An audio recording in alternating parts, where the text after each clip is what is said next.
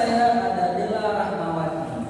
Jadi di sini kami dari kelompok 4 ingin menjelaskan tentang kurikulum pendidikan Islam. Baik, dimulai dari masuk kita akan mempelajari tentang kurikulum pendidikan Islam. Jadi hal yang pertama kita bahas adalah tentang apa itu kurikulum dan apa itu yang namanya komponen. Kurikulum adalah sebuah sistem pendidikan atau biasa disebut sebagai program dalam proses pendidikan yang dimana ini mengatur jalannya siswa ke depannya seperti apa, dan komponen adalah pelengkapnya. Jika saya ibaratkan, komponen itu adalah sebuah buku.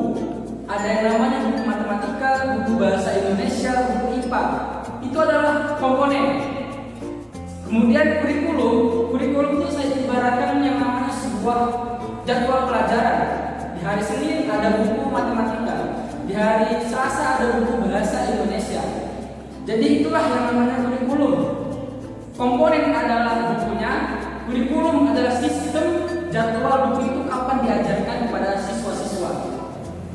Dan di dalam kurikulum pendidikan Islam juga tentunya dari setiap metode pembelajaran, kurikulumnya seperti apa, kemudian strategi pembelajarannya itu seperti apa, itu merujuk kepada ajaran Islam, tidak terlepas dari konteks Islam. Kemudian ke prinsip-prinsip pendidikan Islam itu yang sudah saya sebutkan tadi, yang dimana metode, strategi, serta pembelajarannya itu merujuk kepada ajaran Islam. Prinsip-prinsip penyusunan pendidikan Islam. Jadi prinsip ini berasal dari kata prinsipal yang bermakna asas atau dasar. Jadi dapat disimpulkan bahwa prinsip dasar pendidikan Islam bermakna pandangan yang mendasar terhadap sesuatu yang menjadi sumber pokok sehingga menjadi konsep, nilai, dan asas bangunan pendidikan Islam. Jadi sumber nilai Islam adalah Al-Quran dan Sunnah Rasul. Prinsip-prinsip dasar pendidikan Islam adalah aspek-aspek fundamental yang menggambarkan dasar dan tujuan pendidikan Islam.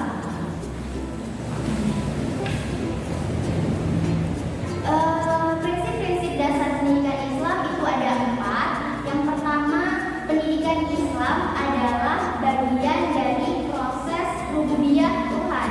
Dan yang kedua adalah pendidikan Islam berusaha membentuk manusia seutuhnya. Yang ketiga, pendidikan Islam selalu berkaitan dengan agama. Dan yang keempat, pendidikan Islam merupakan pendidikan yang terbuka.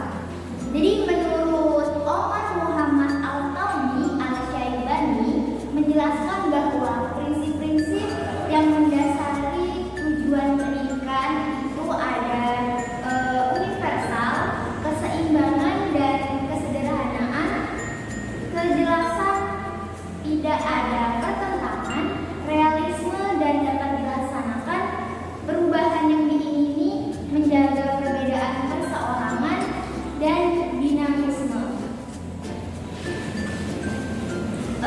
Klarifikasi ilmu berdasarkan hasil pemikiran para tokoh pendidikan Islam. Yang pertama itu ada pendidikan Islam menurut Al-Ghazali. Jadi berdasarkan pemidanaan ilmu dibagi menjadi 2. Yang pertama itu ada ilmu syariat sebagai ilmu terpuji, dan yang kedua ilmu bukan syariat. Kemudian berdasarkan objek, ini dibagi menjadi 3 kelompok, yaitu ilmu pengetahuan yang tercela secara mutlak, yang kedua ilmu pengetahuan yang terpuji baik sedikit maupun banyak, kemudian yang ketiga ilmu pengetahuan yang kadar tertentu terpuji tetapi jika pendalamannya tercela, seperti dari sifat naturalisme.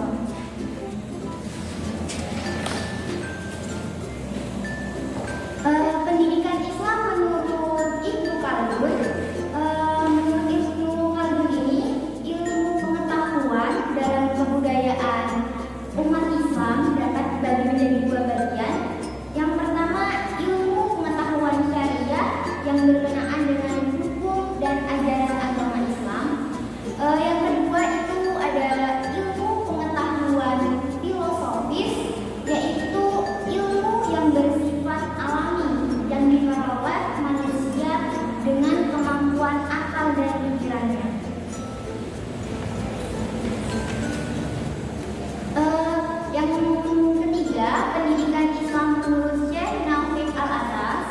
Jadi Al-Atas ini membagi materi pendidikan hanya kepada dua kelompok.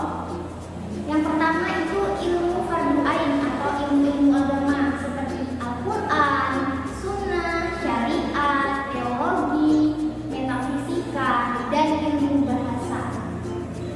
Kemudian yang kedua itu ada ilmu fardhu kifayah.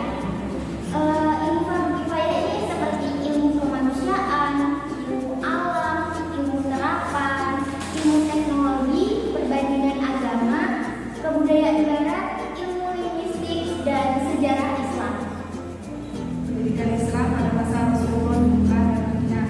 Itu pendidikan Islam pada masa Rasulullah di Mekah mengajarkan tentang pendidikan keagamaan dan akhlak serta menunjukkan kepada manusia supaya menggunakan akal dan pikirannya, memperhatikan kejadian hewan, manusia, tumbuhan dan alam semesta sebagai anjuran pendidikan akhlak dan ilmiah. Materi yang diajarkan Rasulullah kepada para sahabat yang pertama ada akidah, keimanan, yang kedua ada pengajaran Al-Quran, yang ketiga ada pendidikan ibadah, yang keempat ada pendidikan akal, yang kelima ada pendidikan akhlak. Pendidikan Islam pada masa Rasulullah di Madinah, yaitu pada periode Madinah merupakan penyempurna proses pendidikan Islam di Mekah, yaitu pembinaan pendidikan difokuskan pada pendidikan sosial dan politik. Tujuan pendidikan Rasulullah pada periode Madinah adalah pendidikan pribadi kader Islam yang diarahkan untuk membina aspek-aspek kemanusiaan dalam mengelola dan menjaga kesejahteraan alam semesta. Periode Madinah adalah periode spesialisasi pendidikan Rasulullah dalam beberapa bidang yang diperlukan untuk membangun peradaban baru di dunia yang berdasarkan pada wahyu. Sekian dari kami dari kelompok 4, kurang lebihnya saya mohon maaf. Assalamualaikum.